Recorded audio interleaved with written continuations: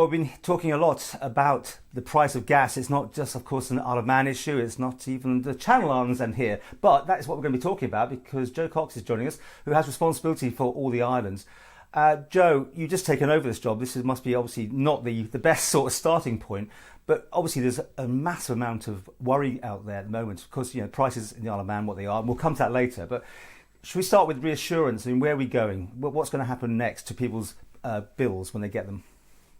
Yeah, absolutely. And I am seeing people's nervousness and fear and emotion running through all the press that we're seeing, not only in Isle of Man, but worldwide. There is a proper problem here. We're in the eye of a storm. I call it an actual crisis. Gas prices have soared to a point that we have never seen before. I've come from British Gas, and in 4 years of being at British Gas, we have never seen a price hike like this. And therefore, we're having to respond to that price increase. To give you a sense of how bad it is, today, in order for me to supply gas in the Isle of Man, I'm losing a significant amount of money for every pound of gas I supply. I'm losing more than a pound of the gas. So once you then add on operating costs, it actually puts us in a really difficult position. Of course, parking this price rise to one side at the minute, the spike, you've been under a lot of criticism, presumably, from the public here about the costs anyway. You are regulated to some degree, but you can tell us exactly how that works, please. I mean, where do you stand? You can't just increase your prices, I take it, without going to the regulator. Is that right? That's right. So if you can, the history, obviously most people know the history, that there was a voluntary agreement that was being sought. At the beginning of the year, that got paused and we moved into a regulation, a consultation for regulation, which has been happening through this year. And at the beginning of January, we were price fixed, but we have the right to apply for a price increase via Cura, who will then, until regulation is actually in place, will then take it to Tynwald for the MHK to make a decision on, which is the situation that we're in now. So we saw prices really starting to soar from the beginning of August, actually, the day I joined, and then the hike has just continued from there on. So to give you a sense, and I don't like talking about per therms because the average person says, I don't know what a therm is, but imagine it's like a kilowatt. And therefore, normally at peak, so at real peak winter mass consumption, you're usually around 60 pence.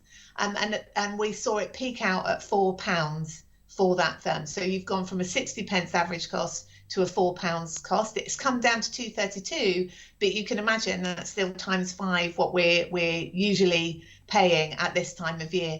So therefore, we sent a letter into Cura to request the price increase in August as we saw those prices increasing. My understanding is it will be tabled at the agenda in the first Tynwald meeting with the new MHKs, which is a very uncomfortable decision for them, I'm sure.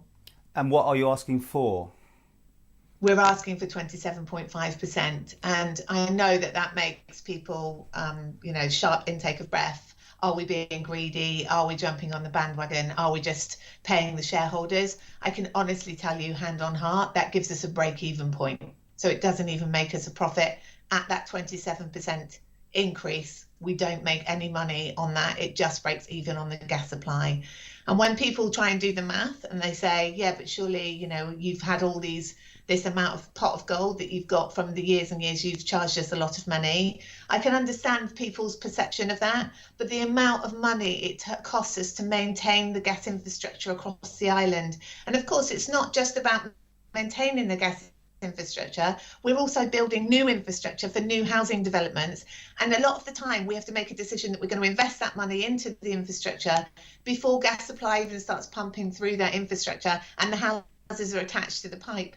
So the cost that you don't see of us making sure that we maintain a very safe gas network is actually where that pot of gold has been going, to make sure that we maintain and grow that network and continue to train, continue to bring in new engineers, and continue to make sure that we're developing services for the future.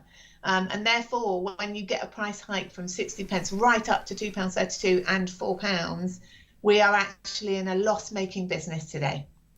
Now, your company was offering, subject to it being just a sort of friendly agreement, £100 back to all the customers. Is that well and truly off the table as far as Manx Gas is concerned? It is. I'm sad to say that it is off the table because that was part of the voluntary agreement. So now we've moved into this regulation, and for this year we've been in that consultation, and therefore we've moved into a whole new world. And actually we'll move into regulation, I think probably from January, where we'll then be regulated fully. Is it your belief, though, that you didn't need to be regulated still? I mean, do you think a friendly agreement could have been reached? Do you know, it's really interesting because I think regulation does play a part.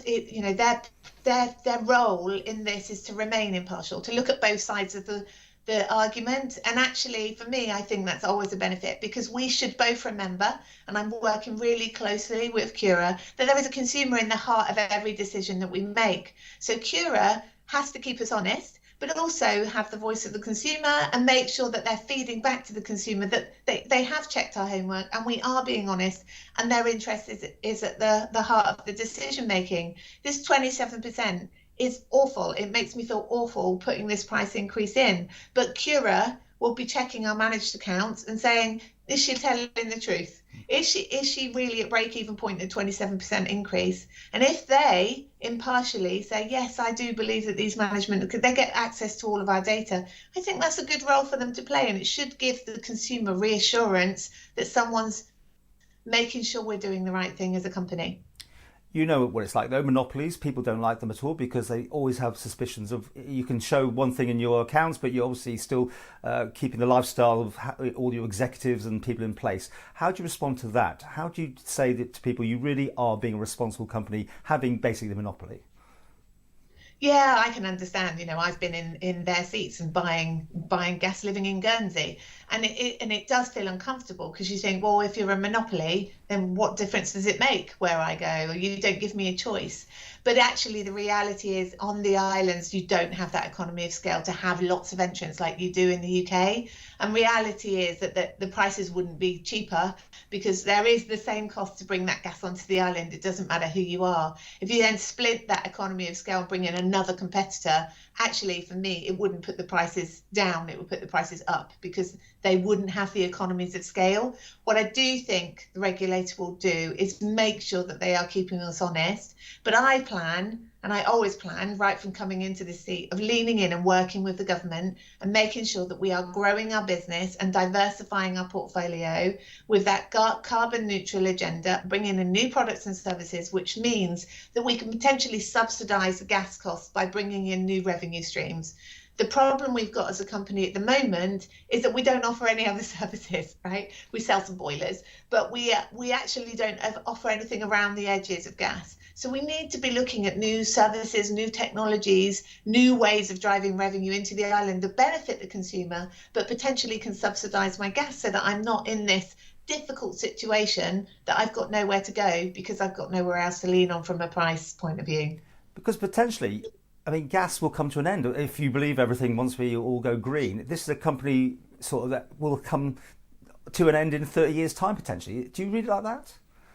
Well, I think there's a cold, hard reality check that there's a huge amount of pipes in the ground and there's a huge amount of boilers on the wall, and you're not going to rip those boilers off the wall in the next 20 years because some of these boilers have only just been put in, right? But what we need to do is make sure that we're converting the gas that we bring into green gas. So I do think there is a place for gas. But what we need to do is think about where that gas is coming from. What type of gas is it? So moving away from natural gas potentially and moving much more towards green gas. Could we use some of the existing infrastructure for hydrogen? We're really early in the beginning of that journey. But I do think that before then, we've got some low-hanging fruit that we can help people manage their energy better. So it isn't just about the price of gas. It's about what do I do as a supplier to make sure that I'm doing comfort checks in your home and making sure that your water content in your radiators are clean and good. Because if the water content in your radiator isn't good, then it makes your boiler work harder, and therefore your energy cost goes up. So I personally think that we need to be doing a lot more around home energy management so that I can look you in the eye and say, I actually am doing everything I can to drive those costs down. And it's not just about the pounds and the pence. It's about, are we doing the right checks in your home and doing the right thing by you as a consumer? So we need to be better at our service.